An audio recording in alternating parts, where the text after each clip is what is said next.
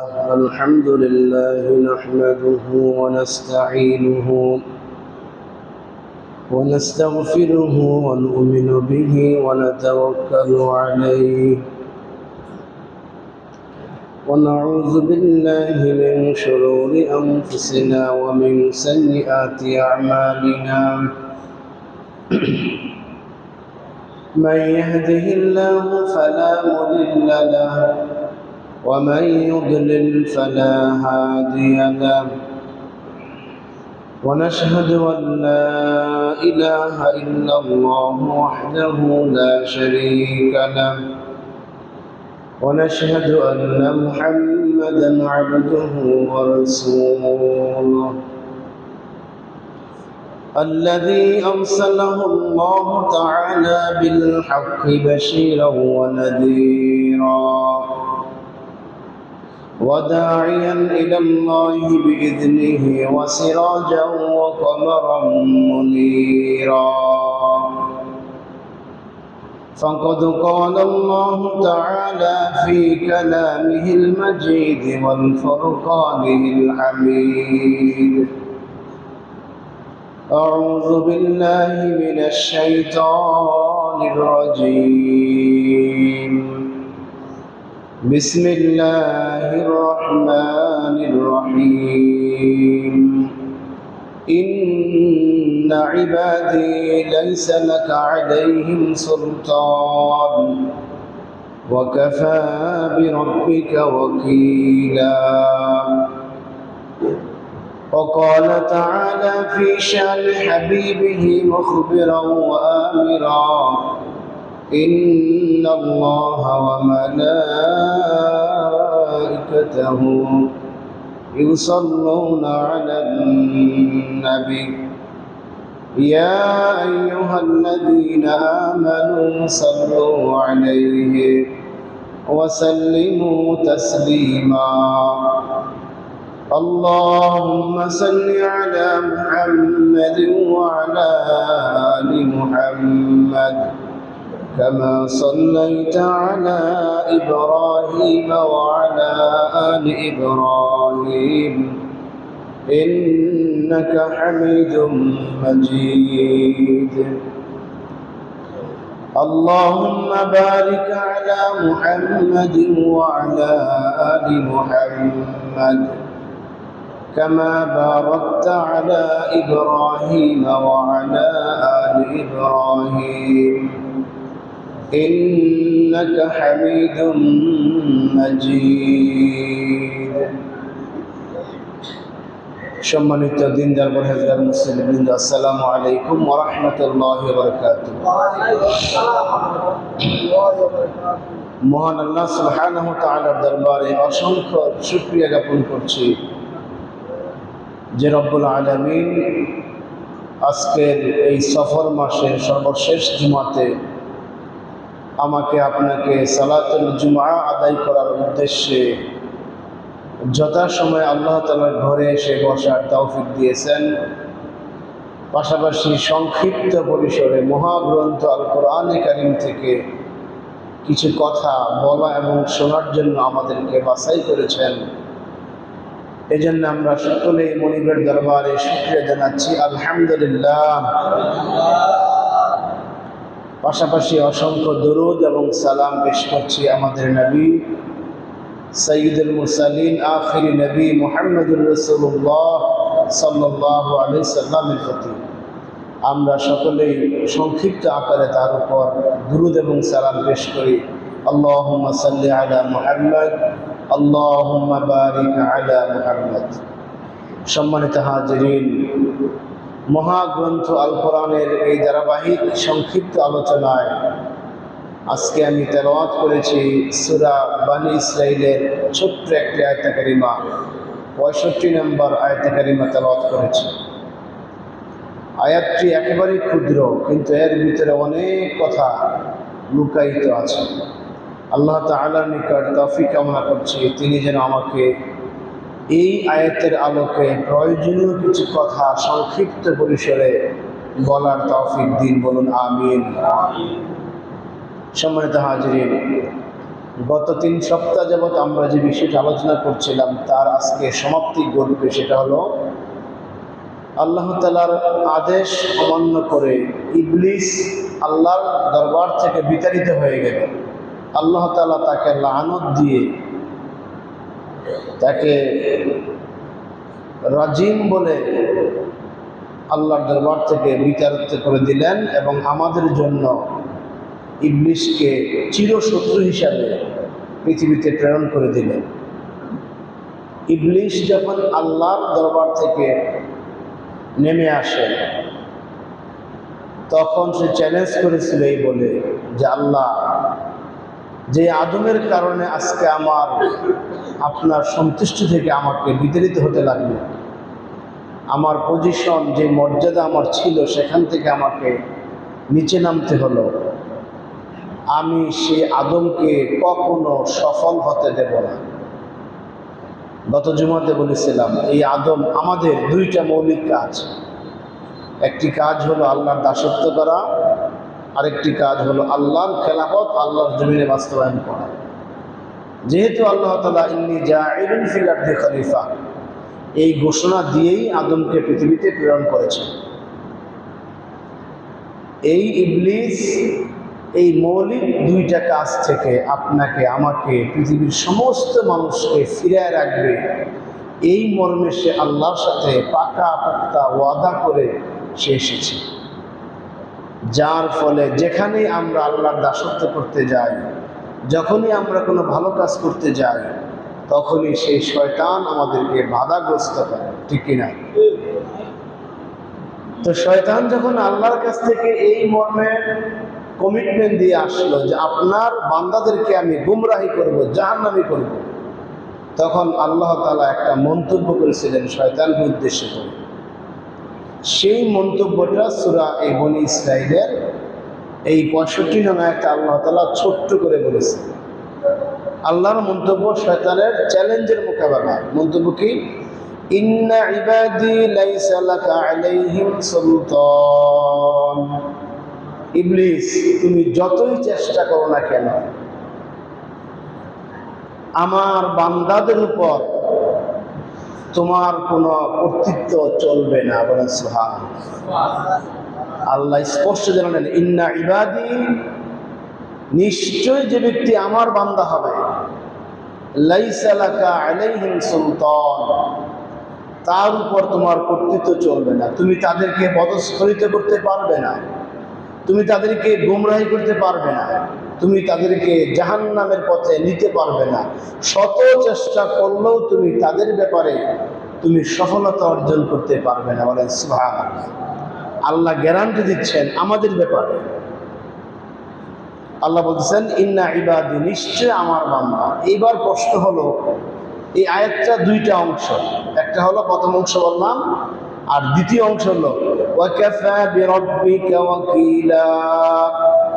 আল্লাহ রাসূল সাল্লাল্লাহু আলাইহি সাল্লামের মাধ্যমে কিয়ামত পর্যন্ত যত মানুষ আল্লাহর বান্দা হিসেবে নিজেকে পেশ করতে পারবে, যত মানুষ আমলের মাধ্যমে আল্লাহর সন্তুষ্টি অর্জন করে নিজেকে আল্লাহর বান্দা হিসেবে প্রতিষ্ঠিত করতে পারবে, তার দায়িত্ব কর্তব্য পালনের মাধ্যমে আল্লাহর বান্দা হওয়ার যে যোগ্যতা আল্লাহ দিয়েছেন, যে শর্ত দিয়েছেন, ওই শর্তের আলোকে চলাফেরা করে যে মানুষ আল্লাহর বান্দার উপর টিকে থাকতে পারবেন, এই সমস্ত মানুষকে আল্লাহ বলতেছেন ওয়াকাফা বিরাব্বিকা ওয়াকিলা। শয়তানের এই ওয়াসওয়াসা থেকে, যে শয়তান তোমাকে জাহান্নামী করার জন্য প্রতিজ্ঞাবদ্ধ হয়ে আমার এখান থেকে বিদায় নিল, ওই শয়তানের ওয়াসওয়াসা থেকে মুক্ত করার জন্য তোমার রব যথেষ্ট। বলেন সুবহানাল্লাহ। এটা বলে আল্লাহ আমাদেরকে আশ্বস্ত করলেন যে বান্দা, তুমি যদি আমার বান্দা হতে পারো, এই রবের বান্দা হতে পারো, তাহলে এই রবই তোমার জন্য যথেষ্ট। পৃথিবীর কোনো শক্তি তোমার বিপক্ষে থাকলেও, এই রব তোমার পক্ষে থাকলে তারা তোমাকে কিচ্ছু করতে পারবে না। বলেন সুবহানাল্লাহ। আমরা সংক্ষিপ্তভাবে এই আয়াতের 2টি অংশ নিয়ে আলোচনা করার চেষ্টা করব ইনশাআল্লাহ তাআলা। এবার প্রশ্ন হলো, আল্লাহ যে বললেন ইন্না ইবাদি, আমার বান্দা, এখানে ব্যাখ্যা এখান থেকে শুরু যে আল্লাহর বান্দা কারা। দুনিয়াতে যত মানুষকে আল্লাহ সৃষ্টি করেছেন সকল মানুষ আল্লাহর বান্দা। ফেরাউন বলেন, নমরুদ বলেন, এরপর এরকম যত অবাধ্য ব্যক্তিরা ছিল, আবার যত বাধ্যগত ব্যক্তিরা ছিলেন, নবী রাসূল যা ছিলেন, সবাই কার বান্দা? আল্লাহর বান্দা। মুহাম্মদুর রাসূলুল্লাহ সাল্লাল্লাহু আলাইহি সাল্লামও আল্লাহর বান্দা, আবদুহু ওয়া রাসূলুহু। আমরা কালিমায়ে শাহাদাতে কিন্তু এই ঘোষণা দেই, ঠিক না? আশহাদু আল্লা ইলাহা ইল্লাল্লাহ ওয়া আশহাদু আন্না মুহাম্মাদান আবদুহু ওয়া রাসূলুহু, যে মুহাম্মদ সাল্লাল্লাহু আলাইহি সাল্লাম তার বান্দা এবং রাসূল।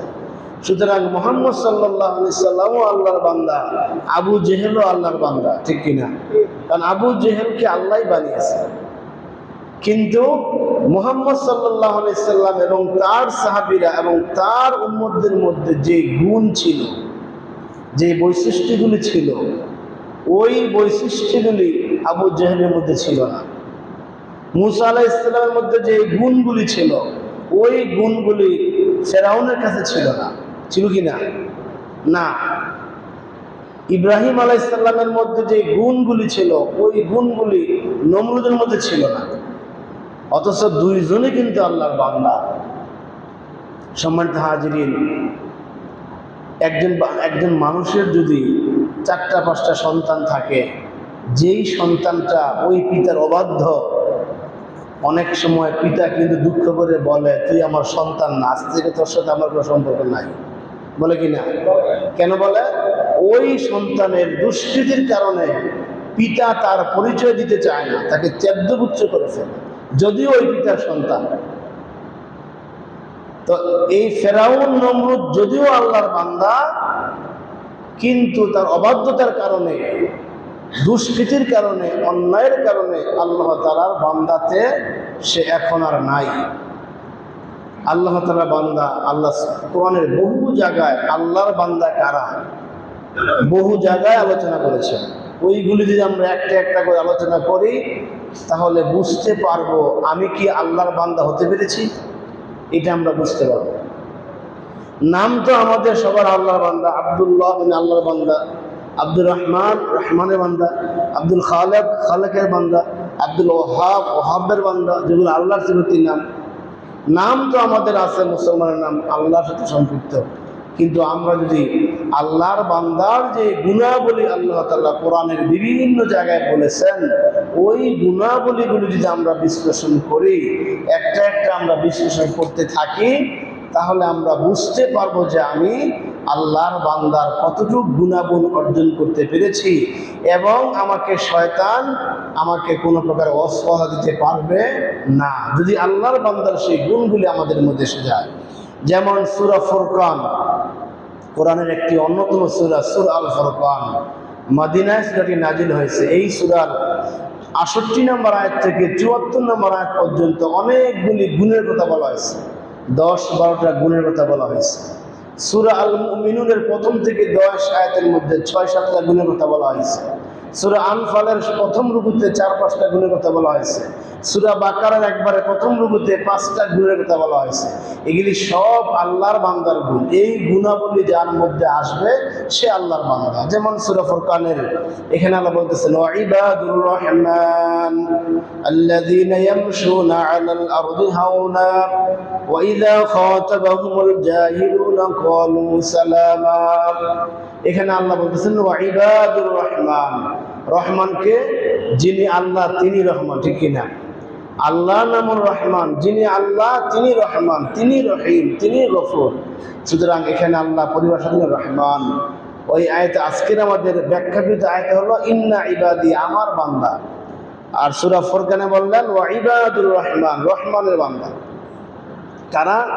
তাদের গুণ হলো তারা যখন পৃথিবীতে চলে, ইয়ামশুনা আলাল আরদি হাওনা, তারা যখন দুনিয়াতে চলে নম্রতা সহকারে, ভদ্রতা সহকারে, বিনয় সহকারে তারা চলেন। বলেন সুবহানাল্লাহ। রহমানের বান্দার একটা বৈশিষ্ট্য হলো, আল্লাহর বান্দার একটা বৈশিষ্ট্য হলো, শয়তান যে সমস্ত বান্দাদের উপর তার কর্তৃত্ব প্রভাব খাটাতে পারবে না, এমন বান্দার একটা বৈশিষ্ট্য হলো সে দুনিয়াতে কখনো গর্ব করে চলে না, সে অহংকারী হয় না, দাম্ভিকতাপূর্ণ আচরণ সে করে না, ঠিক কিনা? যদি কোনো মানুষের মধ্যে অহংকারী ভাব লক্ষ্য করা যায়, দাম্ভিকতাপূর্ণ আচরণ লক্ষ্য করা যায়, তখন বুঝতে হবে সে আল্লাহর বান্দা নয়। এটা আল্লাহ তার বান্দার পরিচয় দিচ্ছেন যে আমার বান্দা কারা। দুনিয়ার সমস্ত নবী রাসূলরা, সাহাবায়ে কেরামরা প্রত্যেকে তারা নম্র ছিলেন, ভদ্র ছিলেন, তাদের মধ্যে বিন্দু পরিমাণ অহংকার ছিল না। বলেন সুবহানাল্লাহ। লোকমান হাকিম একজন বিজ্ঞ বড় পণ্ডিত ছিলেন, তিনি তার সন্তানকে কিছু নসিহা পেশ করেছিলেন যেগুলি আল্লাহর কাছে এত বেশি প্রিয় হয়েছিল। আল্লাহ তাআলা আমাদের জন্য কোরআনে কারিমে ওই নসিহাগুলা উল্লেখ করেছেন। সুবহানাল্লাহ।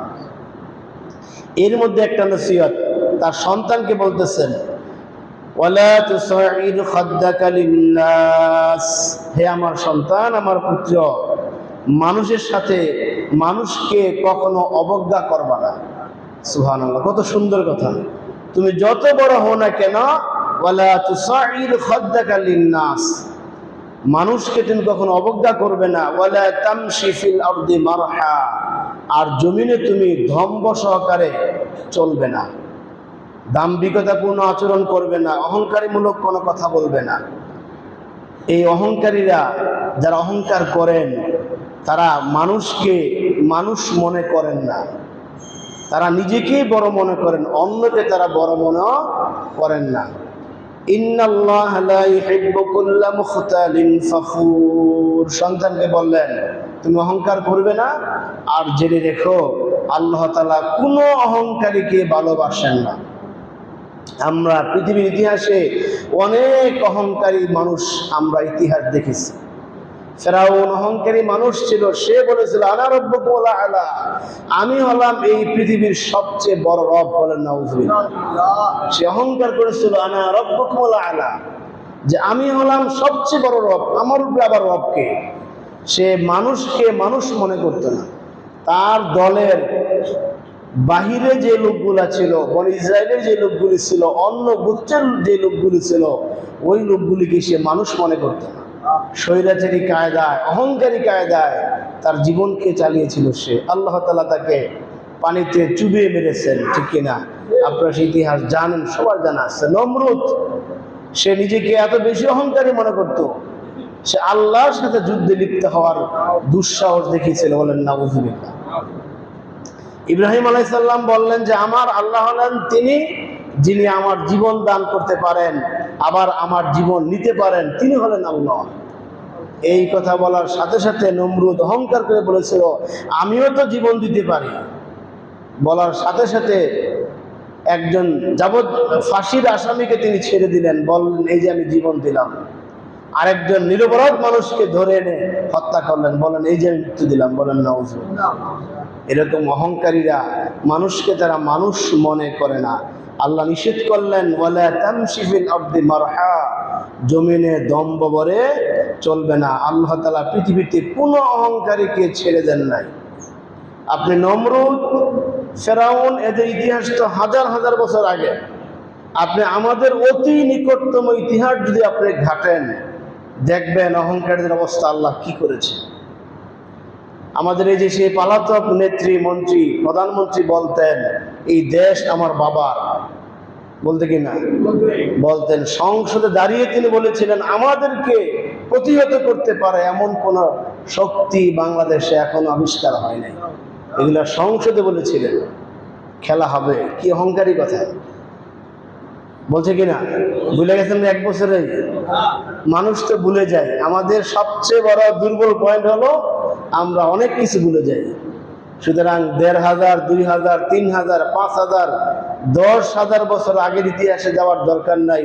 আমাদের একবারে নিকটতম ইতিহাস, শিক্ষা বিভাগের প্রত্যেকটা সার্কুলারের উপরের কোনায় লেখা ছিল শিক্ষা নিয়ে গর্ব দেশ শেখ হাসিনা বাংলাদেশ।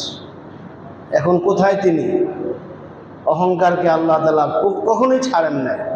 যারাই অহংকার করবে তাদেরকে আল্লাহ তাআলা এমনভাবে পরাজয় বরণ করাবে যেটা পৃথিবীর ইতিহাসে একবারে মানুষ কল্পনাও করতে পারবে। বাদশাহ আবরাহা, সূরা ফিলের কাহিনী আপনারা জানেন, বিশাল হস্তি বাহিনী নিয়ে আল্লাহর কাবাকে ধ্বংস করতে এসেছিল অহংকারী হয়ে। আল্লাহ তাআলা যাকে যাকে ছোট্ট ছোট্ট পাখি পাঠালেন সেই ছোট্ট পাখির মুখের মধ্যে ছোট্ট ছোট্ট দানা দিয়ে এগুলাকে একবারে কাসফিম মাকুল, একটা চতুষ্পদ প্রাণী কোনো কিছু খাওয়ার পর যেরকম লন্ডভন্ড হয়ে যায়, পাকস্থলিতে খাবারগুলি যেরকম হজম হওয়ার পূর্বে যেরকম লন্ডভন্ড থাকে, আল্লাহ তাআলা সেই হস্তি বাহিনীগুলিকে একবারে লন্ডভন্ড করে দিলেন, তার কোনো অস্তিত্বই রইল না। সুতরাং এই অহংকারীদেরকে আল্লাহ তাআলা কখনো ছেড়ে দেন না। এই জন্য লোকমান হাকিম তার সন্তানকে বললেন, ইন্নাল্লাহা লা ইউহিব্বু কুল্লা মুখতালিন ফখুর, আমার বৎস শুনে রাখো, আল্লাহ তাআলা কোনো অহংকারীকে পছন্দ করেন না। সুতরাং তুমি অহংকারী হও না, অহংকারী হলে শয়তান তোমার উপর ভর করবে।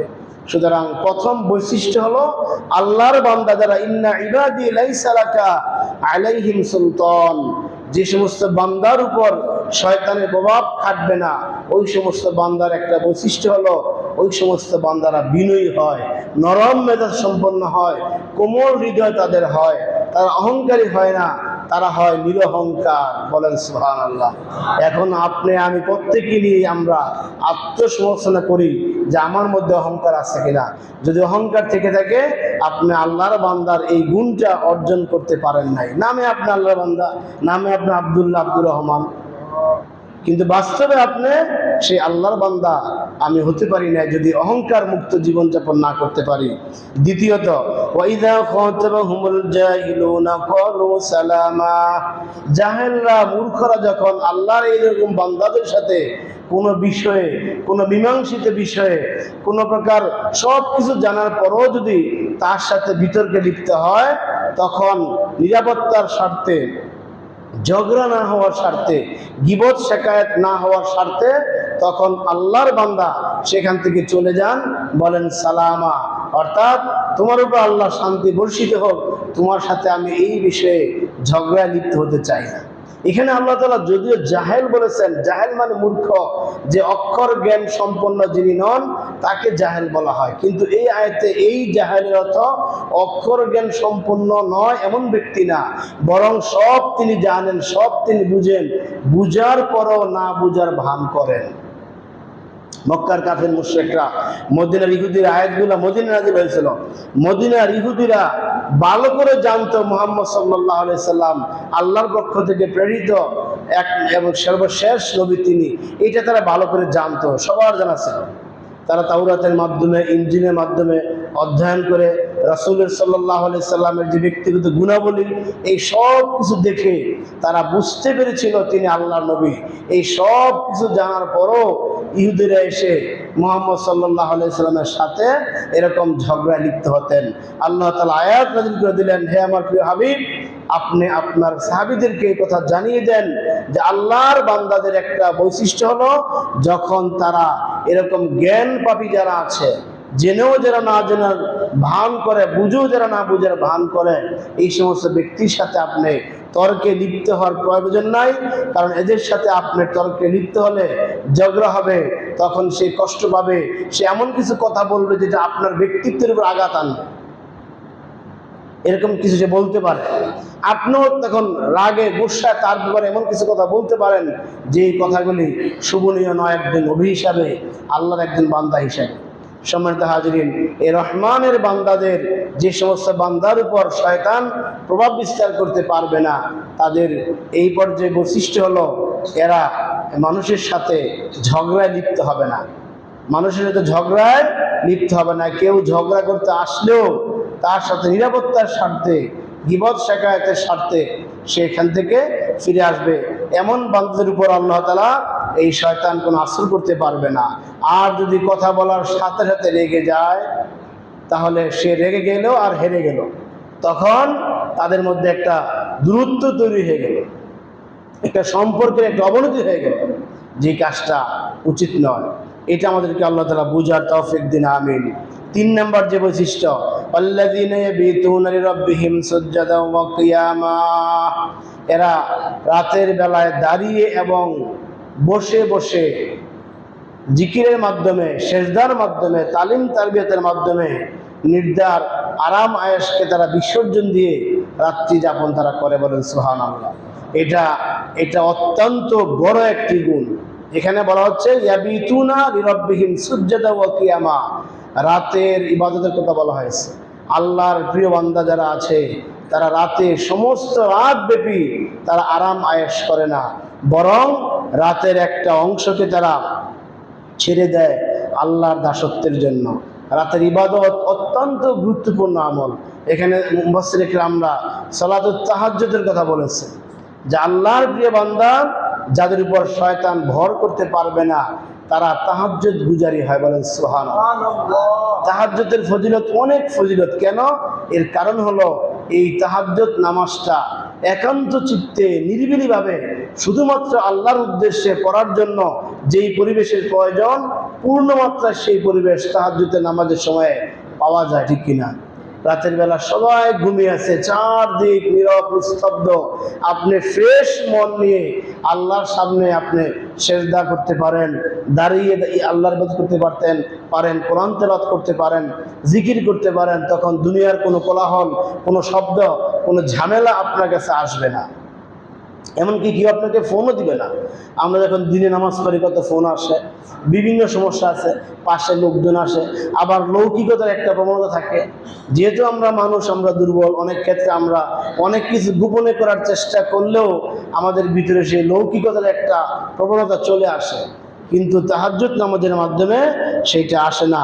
এই রাত্রিকালীন এই যে নামাজ, এটা আল্লাহ তাআলা প্রশংসা করেছেন স্বয়ং কোরআনে। ওয়ামিনাল লাইলি ফাতাহাজ্জাদ বিহি নাফিলাতাল লাক আসা ইয়াবআসাকা রাব্বুকা মাকামান মাহমুদা। এই বনী ইসরাঈলের পরবর্তী পৃষ্ঠায় আয়াতটা আছে। 79 নম্বর আয়াত আল্লাহ বলতেছেন, হে আমার প্রিয় হাবিব, এই রাতের এই তাহাজ্জুদ নামাজের মাধ্যমে আশা করা যায় আপনার রব আপনার মর্যাদাকে আরো বহু গুণে বাড়িয়ে দিবেন। সুবহানাল্লাহ। আজকে মক্কার কাফেররা, মদিনার ইহুদিরা আপনার বিরুদ্ধে বিভিন্ন ধরনের কুৎসা, বিভিন্ন ধরনের আজে বাজে মন্তব্য করে আপনাকে সামাজিকভাবে, রাষ্ট্রীয়ভাবে আপনাকে হেয় প্রতিপন্ন করার চেষ্টা তারা করছে।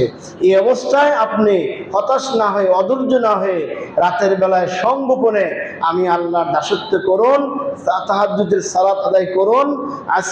আসা ইয়াবআসাকা রাব্বুকা মাকামান মাহমুদা। আশা করা যায় এই আমলের মাধ্যমে আল্লাহ তাআলা আপনার শান, মান, মর্যাদা এত হারে বাড়িয়ে দিবেন, যেটা কিয়ামত পর্যন্ত আপনার এই সম্মানের উপর আর কারো সম্মান প্রতিষ্ঠিত হবে না। বলেন সুবহানাল্লাহ। সর্বোচ্চ আসনে আল্লাহ তাআলা সমাসীন করেন বান্দাদেরকে যারা রেগুলার তাহাজ্জুদ নামাজ আদায় করেন। আল্লাহ তাআলা এখানে ইঙ্গিত দিলেন যে অচিরেই গোটা পৃথিবীতে আপনার সুনাম সুখ্যাতি ছড়িয়ে পড়বে যদি আপনি এই রাতের তাহাজ্জুদের মাধ্যমে আপনি সময়টা কাটাতে পারেন। দিনের বেলা আপনি বিভিন্ন ব্যস্ত থাকেন, ব্যক্তিগত কাজ, পারিবারিক কাজ, রাষ্ট্রীয় কাজ, সামাজিক কাজ, ব্যবসা বাণিজ্য, চাকরি, বিভিন্ন কাজে আপনি ব্যস্ত থাকেন, একটা ফ্রেশ মন নিয়ে আপনি নামাজ পড়তে পারেন না। রাতের বেলা আপনি সেই সুযোগটা পাবেন, সুতরাং আপনি তাহাজ্জুদের নামাজ পড়ুন। রাসূল পাক সাল্লাল্লাহু আলাইহি সাল্লাম বলেছেন, হাদিস তিরমিজিতে আসছে, যে তোমরা নিয়মিত তাহাজ্জুদ সালাত পড়ো, কেননা এটা তোমাদের আগের যত নেককার বান্দা ছিলেন, আদম আলাইহিস সালাম থেকে শুরু করে যত নেককার বান্দা ছিলেন, সমস্ত নেককার বান্দার আমল হলো এই তাহাজ্জুদের নামাজ। বলেন সুবহানাল্লাহ। আল্লাহর কোন প্রিয় বান্দারা এই নামাজটা ছাড়ে না। শয়তানের ওয়াসওয়াসা থেকে বাঁচার জন্য, দুঃখ দুর্দশা, হতাশা, বিভিন্ন ধরনের যেই অমঙ্গল আছে সব কিছু থেকে বাঁচার জন্য এই তাহাজ্জুদ নামাজ অত্যন্ত একটা কার্যকরী একটা আমল। এটা তোমাদের আল্লাহ তাআলা নৈকট্য লাভে অনেক সহায়তা লাভ করবে। এই তাহাজ্জুদের মাধ্যমে তুমি তোমার মন্দ কাজ, যত মন্দ কাজ আছে সমস্ত মন্দ কাজের কাফারা হবে এবং তোমাকে গুনাহ থেকে দূরে রাখবে এই তাহাজ্জুদের নামাজ। অন্য হাদিসে আসছে, এই নামাজের মাধ্যমে আল্লাহ বান্দার মর্যাদা বাড়িয়ে দেন। বলেন সুবহানাল্লাহ। এই নামাজের মাধ্যমে বান্দাকে আল্লাহ তাআলা দুশ্চিন্তা মুক্ত করেন। এই নামাজের মাধ্যমে শয়তানের যত প্রকার কুমন্ত্রণা তার মধ্যে আছে, এই সমস্ত কুমন্ত্রণা থেকে এই তাহাজ্জুদের নামাজ তাকে দূরে সরে রাখে। বলেন সুবহানাল্লাহ। এর চাইতে আরেকটা বড় পুরস্কার আছে। আপনি হাদিসটা অনেক শুনেছেন, এই কিয়ামতের দিবসে, হিসাব নিকাশের দিনে আল্লাহ তাআলা যখন হাসর কায়েম করবেন, ওইখানে আল্লাহর আরশে আজিমের ছায়া ছাড়া আর কোনো ছায়া থাকবে না। আপনারা সকলেই জানেন যে 7 প্রকার ব্যক্তিকে আল্লাহ তাআলা ওই দিন এই কঠিন অবস্থায় আরশে আজিমের ছায়ার তলে রাজকীয়ভাবে সেখানে জায়গা দিবেন, বলে সুবহানাল্লাহ। এর মধ্যে একজন ব্যক্তি হলেন ওয়ারাজুলুন যাকারাল্লাহ খালিয়ান ফাফাদাত আইনাহু, বুখারীর হাদিস। যে ব্যক্তি রাতের বেলায় ওয়ারাজুলুন যাকারাল্লাহ, যে ব্যক্তি এমন ব্যক্তি যে ব্যক্তি আল্লাহকে স্মরণ করে, খালিয়ান একেবারে নিবৃত্তে, আল্লাহকে স্মরণ করার নিবৃত্ত সময় হলো শেষ রাত্রে, যেখানে সবাই ঘুমে থাকে, এবং ফাফাদাত আইনাহু, তার চক্ষু দিয়ে পানি বের হয়, এমন ব্যক্তিকে আল্লাহ তাআলা আরশে আজিমের ছায়ার নিচে স্থান দিবেন, বলে সুবহানাল্লাহ। এই ব্যক্তিকে শয়তান কখনো প্ররোচনা করতে পারবে না। এই ব্যক্তির উপর আল্লাহ বলতেছেন ইন্না ইবাদি লাইসা লাকা আলাইহিম সুলতান। এজন্য সম্মানিত হাজিরিন, আসুন আমরা সকলেই চেষ্টা করি তাহাজ্জুদের সালাত পড়ার জন্য। অত্যন্ত কার্যকরী একটা আমল, এবং করতে পারলে মানসিক অনেক প্রশান্তি পাওয়া যায়। কিন্তু আজকে হতাশ হওয়ার বিষয় যে আমরা তো, হুজুর বলবেন তাহাজ্জুদ পড়বো কি, অনেকে তো ফজরের নামাজই পড়তে পারি না। আমাদের লাইফ স্টাইল চেঞ্জ হয়ে গেছে। আল্লাহ রাসূলের হাদিস হলো আল আশাউ কাবলাল ইশা, রাতের খাবার সেরে ফেলো এশারের আগেই, এশারের সালাতের পূর্বেই তোমার রাতের খাবার সেরে ফেলো, এশারের সালাতের পর তোমার আর কোনো কাজ নাই, ঘুমিয়ে পড়ো। এই আমলটা কিন্তু আমরা এখন আর করতে পারছি না। পারতেছি না। আজকে দেখেন, এই আমলটা করতে পারলে আপনি যদি এশারের নামাজ রাত 9:30টায় পড়েন, এর আগে খাবার দাবার শেষ করলেন, 9:30টায় এশারের নামাজ পড়ে আপনি যদি 10টার মধ্যে শুইতে পারেন, আপনার 3:30টার পর আর ঘুম থাকার কথা না, ঠিক কিনা? তখন আপনি 3:30টায় উঠে সুন্দর মতো ফ্রেশ হয়ে ওযু ইস্তেঞ্জা সেরে আপনি নির্বিঘ্নে নিশ্চিন্তে আপনি তাহাজ্জুদ নামাজ পড়তে পারবেন, জামাতের সাথে ফজরও পড়তে পারবেন, ঠিক কিনা? কিন্তু আমাদের লাইফস্টাইল হলো আমরা যত আগে পারি এশার নামাজ পড়ি, যত আগে পারি। 7:35 ওয়াক্ত হয়, একবারে না পারি আমরা 7:45 এশা করে ফেলি। এরপরে গিয়া এরপর আরো 2 ঘন্টা আমাদের কাজ, ব্যবসা, চাকরি, ডিউটি, রাত্রে 11টায় বাড়িতে, এরপরে খাবার দাবার, এরপরে গল্প গুজব, এরপর তো কতক্ষণ মোবাইল আছে, ঘুমাইতে ঘুমাইতে রাত্রে 12টা, 1টা, 1:30, 2টা। মাঝে মাঝে দেখি সকালবেলা অনেক সময় মোবাইল হাতে নিলে ফেসবুকে দেখি অনেক গুরুত্বপূর্ণ ব্যক্তি যারা নামাজি, তাদেরও দেখি যে সকাল 6:30টার মধ্যে 5 ঘন্টা আগে একটা পোস্ট দেওয়া। কি ব্যাপার? তাহলে রাত্রে 2টা পর্যন্ত লোক মোবাইল চালাইছে নাকি? সকাল 7টায় যদি আপনি দেখেন যে 5 ঘন্টা আগে একটা পোস্ট দেওয়া, বুঝা যায় তো? বুঝা যায় না? কয় ঘন্টাকে দিলেন? তখন দেখা যায় তিনি রাত্রে 2:30টায় পোস্ট দিয়েছেন। আচ্ছা, 2:30টায় যদি একজন ব্যক্তি ফেসবুক চালান, ফেসবুক পোস্ট দেন, শেয়ার করেন, তাহলে কি বুঝলাম তিনি কয়টায় ঘুমাইছেন? এই লাইফ স্টাইল চেঞ্জ হয়ে যাওয়ার কারণে এখন আমরা অনেক আমল করতে পারছি না। আল্লাহ তাআলা আমাদেরকে বুঝার তৌফিক দিন, আমিন।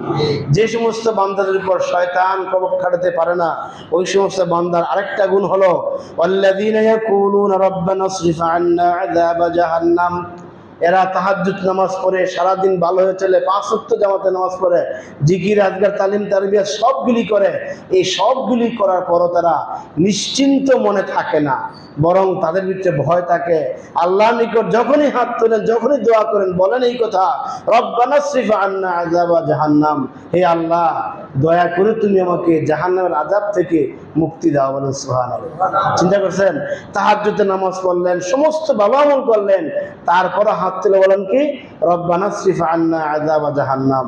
তারা জাহান্নামের আযাব থেকে আল্লাহর কাছে পানা চান যে আল্লাহ আমি মুক্তি চাই। অর্থাৎ তারা এটা নিশ্চিত নয় যে আমার তাহাজ্জুদ আমাকে জাহান্নাম থেকে মুক্তি দিবে, আমার নামাজ আমাকে জাহান্নাম থেকে মুক্তি দিবে, আমার জিকির আজগান আমাকে জাহান্নাম থেকে মুক্তি দিবে, এইটা তারা নিশ্চিত নয়। যার ফলে তারা আল্লাহকে বলেন রব্বানা ইসরিফ আন্না আযাবা জাহান্নাম, আল্লাহ আমাকে তুমি জাহান্নামের আযাব থেকে বাঁচাও, বলেন আমিন। তারা এই কথা বলেন, আরো বলেন ইন্না আযাবাহা কানা গরামা, আল্লাহ এই আযাবটা সর্বনাশা আযাব, এই আযাবে যাকে ধরবে সেখান থেকে সে বের হতে পারবে না।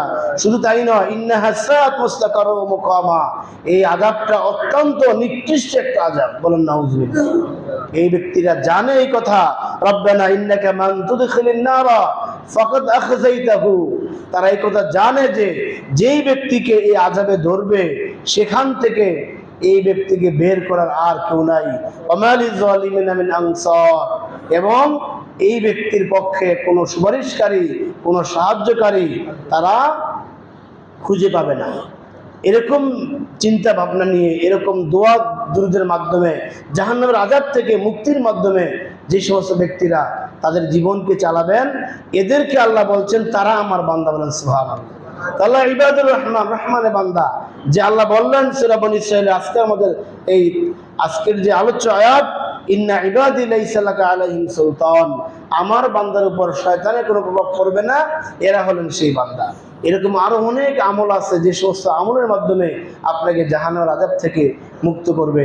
এর মধ্যে একটা সংক্ষিপ্ত আমল হলো প্রতিদিন সালাতুল ফজরের পরে এবং সালাতুল মাগরিবের পরে কোনো কথাবার্তা না বলে আল্লাহুম্মা আজরিনি মিনান নার, এই দোয়াটা 7 বার বলা। কয়বার বলা? 7 বার বলা। এরপরে প্রতি সালাতের পরে, ফরজ নামাজের পরে সালাম ফিরিয়া অন্তত যে নির্ধারিত আমলগুলি আছে সেই আমলগুলি করার পর আল্লাহু লা ইলাহা ইল্লা হুয়াল হাইয়ুল কাইয়্যুম, সূরা বাকারার 255 নম্বর আয়াত, যাকে আমরা আয়াতুল কুরসি বলি, এটা রেগুলার তেলাওয়াত করা। আয়াতুল কুরসি রেগুলার তেলাওয়াত করলে আল্লাহ তাআলা মৃত্যুর পর তাকে সাথে সাথে জান্নাত দেন। বলে সুবহানাল্লাহ। মৃত্যুর পর সাথে সাথে জান্নাত হলো যে ব্যক্তি রেগুলার সালাতের পরে আয়াতুল কুরসি পড়া। এই সমস্ত আমলগুলি আমরা করব, আল্লাহ তাআলা আমাদের তৌফিক দিন, আমিন। সম্মানিত হাজরিন, এই রহমানে বান্দাদের আরেকটা গুণ হলো, যাদের প্রতি শয়তান প্রভাব খেলতে পারবে না, এদের আরেকটা গুণ হলো ওয়াল্লাযীনা ইযা আনফাকু লাম ইসরিফু ওয়া লাম ইয়াকতুরু ওয়া কানা বাইনা যালিকা কাওয়ামা, যে সমস্ত এই বান্দারা ব্যয় করার ক্ষেত্রে অতিরিক্ত ব্যয় করে না, দান করার ক্ষেত্রে একবারে কিপটামি করে না, ব্যয় করার ক্ষেত্রে যা যেটি প্রয়োজন, আল্লাহ তাআলা এখানে বলেছেন লাম ইউসরিফু, এটা তাবযির, অর্থাৎ অপচয় করা। অপচয়কারী শয়তানের ভাই। আল্লাহ বলতেছেন এই ওয়ালা তাবযির তাবযিরা ওয়ালা তুবাযির তাবযিরা, সূরা বনী ইসরাঈলে বলছেন ইন্নাল মুবাযযিরিনা কানু ইখওয়ানাশ শায়াতিন, যে তোমরা কোনোভাবে অপচয় করবে না, এটা শয়তানের কাজ। অপচয় করা কি? শয়তানের কাজ। দান করা, এখানে দান বলতে আপনার যে টাকা পয়সা দেয় এইটা না, আপনার ফ্যামিলির খরচের প্রয়োজনে যত খরচ করেন সবকিছু একটা দান। সবকিছু কি? দান। আপনার সন্তানের লেখাপড়া খরচ, সন্তানের ভরণ পোষণের খবর, স্ত্রী ভরণ পোষণের খরচ, এই সবগুলি দানের মধ্যে আসছে। এই দান যখন সে করে তখন অপচয় করে না। আপনি ঘরে ফার্নিচার বানাইলেন, এটা তো আপনি একটা খাট কিনলেন, আপনি 20, 30, 40 হাজার টাকা দিয়ে খাটে ঘুমাইলে যথেষ্ট হয় কিনা? আপনি খাট কিনলেন বাণিজ্য মেলা থেকে 10 লাখ টাকা দিয়া, এটা কি হলো?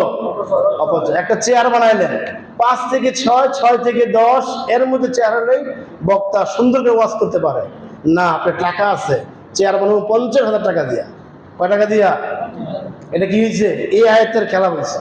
লাম ইউসরিফু, তারা ব্যয় করার সময় অতিমাত্রায় ব্যয় করে না। আবার যখন দান করে একবারে কিপটামি করে না। মনে করেন আমার যে ব্যক্তিগত আয় রোজগার, আমি যদি প্রতিদিন বা একদিন পর 2 দিন পর এইখান থেকে ট্যাক্সি নিয়ে ঢাকা আসা যাওয়া করি, আপ ডাউন 3,000 টাকা ভাড়া, এরকম আমি কয়দিন টিকতে পারবো? এটা হবে আমার জন্য অপচয়। আমাদের কি হবে? অপচয় হবে। আবার আমাদের মধ্যে সভাপতি, তিনি যদি আবার আমার মতো প্রত্যেকদিন মেঘ লাগারিয়ে আসা যাওয়া করেন, 1 ঘন্টার জায়গায় 5 ঘন্টায় আসেন, বরপা থেকে বলতে আসতে বলতে 30 বার থামায়, উনি যে এই গেটে আসেন তার জন্য এটা কি হবে? কিপটামি হবে। কারণ তিনি তো ওই দামি গেটে চলো, তার সামর্থ্য আছে। এই জন্য যারা আল্লাহর বান্দা, শয়তান যাদের উপর প্রভাব করতে পারবে না, এরা দানের ক্ষেত্রে হাতকে গুটায় রাখে না। সূরা বনী ইসরাঈল আমি আলোচনা করেছি, আল্লাহ রাসূলকে আল্লাহ বললেন তুমি যদি দানের হাতকে গুটায় রাখো অথবা খরচ করতে গিয়ে অতিমাত্রায় খরচ করো, তাহলে তুমি হয়ে যাবে কি? তুমি হয়ে যাবে এমন যে তুমি তোমার দুঃখ দুর্দশা সারবে না। দান বেশি মাত্রায় করতে করতে, অর্থাৎ খরচ বেশি বেশি করতে করতে একসময় নিঃস্ব হয়ে যাবে, তখন তোমার কাছে আর কেউ আসবে না। দোকানে বসলে তুমি 10 জনকে চা খাও, সিগারেট খাও, পান খাওয়া, 200, 300, 500 সব বিল দিয়ে আসো। একসময় নিঃস্ব হয়ে গেলে এই লোকগুলা তোমার কাছে আর আসবে না। আবার মসজিদ মাদ্রাসা দান করতে গিয়ে আজ ইফতারি করো, যেখানে তুমি দেওয়ার কথা 50 টাকা, 100 টাকা, 200 টাকা, সেখানে 5 টাকা দাও। যেখানে দেওয়ার কথা 10,000 টাকা, 100 দাও। তোমার কাছে লোকজন আর আসবে না, যে লোক কিপটা, দরকার নাই, তার কাছে 100 লেগে গেলাম নাই, 100 আমরা দিয়ে দিই। এরকম হয় কিনা? এই দুইটাই করা যাবে না, বরং ওয়াকানা বাইনা যালিকা কাওয়ামা। আল্লাহ বলতেছেন এই ব্যক্তিরা এরকম মধ্যম পন্থায় তারা দান করবে। সম্মানিত হাজরিন, ইন্না ইবাদি লাইসা লাকা আলাইহিম সুলতান। এই আল্লাহর রহমানের বান্দাদের আরো অনেকগুলি গুণ আছে, যেই সমস্ত বান্দাদেরকে আল্লাহ তাআলার বিতাড়িত শয়তান তাদেরকে পথভ্রষ্ট করতে পারবে না। তাদের আরেকটা গুণ হলো, আমি আর দুইটা গুণ বলেই আমি আজকে আলোচনা শেষ করছি। ওয়াল্লাযিনা লা ইয়াদউনা মা আল্লাহি ইলাহান আখার।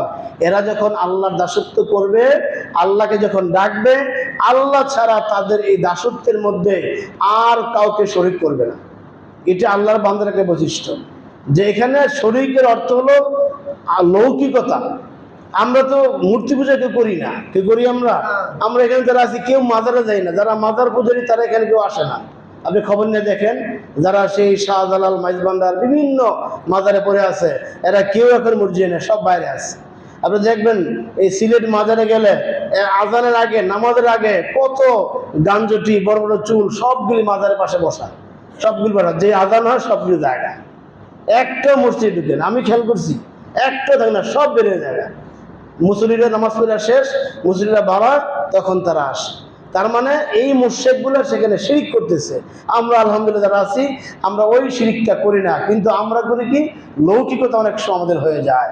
আমলের ক্ষেত্রে আমাদের লৌকিকতা হয়ে যায়, দানের ক্ষেত্রে লৌকিকতা হয়ে যায়, বিভিন্ন কাজের ক্ষেত্রে আমাদের প্রদর্শনেচ্ছা হয়ে যায়। এটাকে আল্লাহ তাআলা এখানে বুঝিয়েছেন যে আমার বান্দা যারা হবে তারা শুধুমাত্র আমার জন্য রোজা করবে, আমার জন্য হজ করবে, আমার জন্য যাকাত দেবে, আমার জন্য তারা নামাজ পড়বে। কেউ তাকে দেখুক যে আমি মসজিদে আসছি, এই চিন্তা তার ভিতরে কখনো থাকবে না। সম্মানিত হাজিরিন, তারা জানে এই কথা, ওমাই ইউশরিক বিল্লাহি ফাকাদ হারামাল্লাহু আলাইহিল জান্নাহ। এই কথা জানেন যে আমি যদি এখন নামাজ পড়তে এসে, কুরবানি করতে গিয়ে, হজ করতে গিয়ে, যাকাত দিতে গিয়া এখন আমি লৌকিকতা প্রকাশ করি, তাহলে আমার জন্য আল্লাহ তাআলা জান্নাতকে হারাম করবেন। বলেন নাউযুবিল্লাহ। হারামাল্লাহু আলাইহিল জান্নাহ ওয়া মাওয়াহুন নার। এবং সেখানে থাকবে সে, সেই জাহান্নামে থাকবে। একদিন নয়, 2 দিন নয়, অন্যায়তে আসছে, সে থাকবে চিরকাল, সে জাহান্নামে থাকবে। সম্মানিত হাজিরিন, এই জন্য শয়তানের ওয়াসওয়াসা থেকে বাঁচতে হলে আমল করতে হবে লিল্লাহি রাব্বিল আলামিন। কার জন্য? আল্লাহর জন্য। এই জন্য আমরা যখন নামাজে দাঁড়াই, শুরুতে আমরা এই কথা বলি, ওয়াজ্জাহাতু ওয়াজহিয়া লিল্লাযী ফাতারাস সামাওয়াতি ওয়াল আরদা হানিফা ওয়া মা আনা মিনাল মুশরিকিন। বলি কি না? এই দোয়াটা কিন্তু এমনি এমনি আসে নাই, হয়তো আমরা অর্থ জানি না, খেয়াল করি না, জানলেও খেয়াল করি না। ওয়াজ্জাহাতু, আমি আমার চেহারাকে ফিরালাম, ওয়াজহিয়া লিল্লাযী, যিনি ফাতারাস সামাওয়াতি ওয়াল আরদ, এই বিশাল আকাশসমূহ এবং জমিনসমূহের একচ্ছত্র নিয়ন্ত্রণ যার কাছে আছে, তার দিকে আমি মুখ ফিরাচ্ছি। এবং ওমা আনা মিনাল মুশরিকিন, আমি মুশরিক নই। আমার এই নামাজটা, আমার এই দান খয়রাতটা অন্য কারোর জন্য নয়, শুধুই তার জন্য। বলে সুবহানাল্লাহ। এইটা জেনে বুঝে আমরা আমল করি। আল্লাহ তাআলা আমাদেরকে বুঝার তৌফিক দিন, আমিন। এখানে আর অনেকগুলো বৈশিষ্ট্য আছে। সূরা আল ফাজরের শেষের আয়াতে আল্লাহ তাআলা কয়েকটা বৈশিষ্ট্য দিয়েছেন। যেমন সেখানে বলতেছেন, ইয়া আইয়্যাতুহান নাফসুল মুতমাইন্নাহ ইরজিই ইলা রাব্বিকি রাদিয়াতাম মারদিয়াহ ফাদখুলি ফি ইবাদি। এখানে আল্লাহ বলতেছেন, হে প্রশান্ত আত্মার মালিক। আত্মা হলো 3 প্রকার। কয় প্রকার? 3 প্রকার। একটা আত্মা হলো নফসে আম্মারা, যেটা সব সময় খারাপ কাজ করে। আবু জেহেল মার্কা। আবু জেহেল যেরকম জীবনে কোনো ভালো কাজ করে নাই, আমাদের মুসলমানদের মধ্যে এমন কিছু মানুষ আছে তার জীবনে সে কখনো ভালো কাজ করে না। আছে কিনা? এটা হলো নফসে আম্মারা। আরেকটা হলো নফসে লাওয়ামা, মাঝে মধ্যে ভালো কাজ করে আবার খারাপ কাজ করে। সবসময় ভালো কাজ করতেছে, দোকানদারি করতেছে, হঠাৎ করে একজনের কাস্টমার দাম জিজ্ঞেস, ভাই দাম কত এটার? দাম 850 টাকা। ভাই 400 টাকা দেবো। ধর্মী এত বেশি বেশি কিনেই আছে। আসলে কিন্তু সে ইচ্ছা করে বলে না, মনের ভুলে বলে ফেলছে। মনের ভুলে, যদিও তার 350 টাকা কিনা, 400 টাকা কাস্টমার বললেন, এরপরে বলে ফেলছে ভাই জান এর চেয়ে বেশি কিনেই আছে। এরকম হয় কিনা? এটা মনের ভুলে। সে কিন্তু নামাজ পড়ে, রোজা রাখে, ভালো কাজ করে। এরকম আত্মা হলো নফসে লাওয়ামা, ভালো কাজ করে খারাপ কাজ করে, ভালো করে খারাপও করবে। আর মুতমাইন্না হলো প্রশান্ত আত্মা, নবী রাসূলদের আত্মা, যাদের জীবনে কোনো প্রকার অন্যায় নাই, যেই আত্মা দ্বারা কোনো প্রকার খারাপ কাজ হয় না। বলেন সুবহানাল্লাহ। এরকম আত্মাওয়ালা সম্পূর্ণ ব্যক্তিকে বলা হয় নফসে মুতমাইন্না। এইভাবে আল্লাহ বলতেছেন উদখুলি আমার ইরজি ইলা রাব্বিকা রাদিয়াতাম মারদিয়া, তুমি তোমার রবের সন্তুষ্টির দিকে আসো। ফাদখুলি ইবাদি, আমার বান্দার মধ্যে আসো। ওয়াদখুলি জান্নাতি, তাহলে তুমি জান্নাতে যেতে পারবে, জান্নাতে প্রবেশ করো। বলে সুবহানাল্লাহ। এই বৈশিষ্ট্যগুলি আর অনেক বৈশিষ্ট্য আছে কোরআনের বিভিন্ন জায়গায়। এই বৈশিষ্ট্যগুলি যদি কোনো বান্দার মধ্যে অর্জিত হয়, তাহলে ওই বান্দার ব্যাপারে আল্লাহ বলতেছেন ইন্না ইবাদি লাইসা লাকা আলাইহিম সুলতান, আমার এই বান্দার উপর শয়তান কোনো প্রভাব বিস্তার করতে পারবে না। আল্লাহ তাআলা আমাদেরকে তার বান্দা হওয়ার তৌফিক দিন, আমিন। আয়াতের পরবর্তী অংশ, ওয়া কাফা বিরাব্বিকা ওয়াকিলা, হে রাসূল আপনি আপনার উম্মতকে এই কথা জানিয়ে দিন, এই শয়তানের ওয়াসওয়াসা থেকে বাঁচতে হলে জীবনের সকল ক্ষেত্রে ভরসা করতে হবে কার উপর? আল্লাহর উপর। আমার উপর যদি কোনো বান্দা ভরসা করে, তার গার্জিয়ান হিসাবে আমি আল্লাহ যথেষ্ট। বলেন সুবহানাল্লাহ। দুনিয়ার সমস্ত নবী রাসূলরা সারা জীবন তারা একমাত্র আল্লাহর উপর ভরসা করেছিলেন। বলেন সুবহানাল্লাহ। মুসা আলাইহিস সালাম, আপনারা জানেন ঘটনা, সময় সংক্ষিপ্ত। মুসা আলাইহিস সালামকে যখন ফেরাউন বাহিনী দৌড়ায় নিলেন, তারা সাগরের পারে হাজির হলেন। সামনে বিশাল বড় সাগর, উত্তাল তরঙ্গ ঢেউমালা সামনে, পিছনে প্রায় পৌনে 2 কোটি সৈন্যবাহিনী নিয়ে পিছনে ফেরাউন হাজির। বাঁচার কোনো রাস্তা আছে? কোনো রাস্তা নাই। এই সময় একদিন বললেন, ইন্না লামুদরাকুন, মুসা তোমার কথা আমরা আজকে আসলাম, এখন তো আমাদের মৃত্যু ছাড়া আর কোনো নাই, আমরা অবশ্যই ধরা খেয়ে যাব। মুসা আলাইহিস সালাম তার কথা শুনে সাথে সাথে কোনো উত্তর নাই, কোনো চিন্তা নেই, বললেন ক্বালা কাল্লা, কখনো নয়, ইন্না মাইয়া রাব্বি সায়াহদিন, আমার রব আমার সাথে আছে, তিনি আমাকে পথ দেখাবেন। বলেন সুবহানাল্লাহ। কত বড় আল্লাহর উপর আস্থা এবং ভরসা! এরকম আস্থা ভরসা ইব্রাহিম আলাইহিস সালামকে যখন আগুনে ফেলা হলো, জিবরাইল আসলেন প্রস্তাব নিয়ে, চারদিকে লক্ষ লক্ষ মানুষ বসা আছে, এই তারা খেলা দেখবেন, তামসা দেখবেন, ইব্রাহিমকে কিভাবে আগুন গ্রাস করে। জিবরাইল এসে বললেন, ইব্রাহিম এই আগুন থেকে আমি আপনাকে বাঁচাতে পারি, আপনি যদি অনুমতি দেন। তখন তিনি সেই বিশাল পাহাড়ের মতো ঈমান নিয়ে বললেন, না, আমি তোমার সাহায্যের মুখাপেক্ষী নয়, আমি ভরসা করছি আল্লাহর উপর, তিনি আমাকে রক্ষা করবেন। সুবহানাল্লাহ। সেম ঘটনা আল্লাহ রাসূল যখন মক্কা থেকে মদিনা হিজরত করেন, গারে সৌর, যেটা মক্কা থেকে 3 মাইল দূরে, সেই গুহার মধ্যে আশ্রয় নিয়ে রাত্রি যাপন করলেন। সকালবেলা কাফেররা একবারে গুহার কাছে এসেছেন, একবারে নুইলে দেখা যায়, কাফেরদের পা দেখা যায়। আবু বকর রাদিয়াল্লাহু আনহু বললেন, ইয়া রাসূলুল্লাহ, আমরা মনে ধরা খেয়ে যাব, আমরা মনে আর এখান থেকে যেতে পারবো না। আল্লাহ রাসূল বললেন, লা তাহজান, ভয় করো না, ইন্নাল্লাহা মাআনা, আল্লাহ আমাদের সাথে আছেন। বলে সুবহানাল্লাহ। আল্লাহ তাআলার উপর ভরসা করলে আল্লাহ তাআলা সেই মানুষদেরকে বাঁচিয়ে রাখেন। এই জন্য আমাদের জীবনের সকল ক্ষেত্রে, রাসূলের জীবনে এরকম আরো অনেক ঘটনা পাওয়া যায়।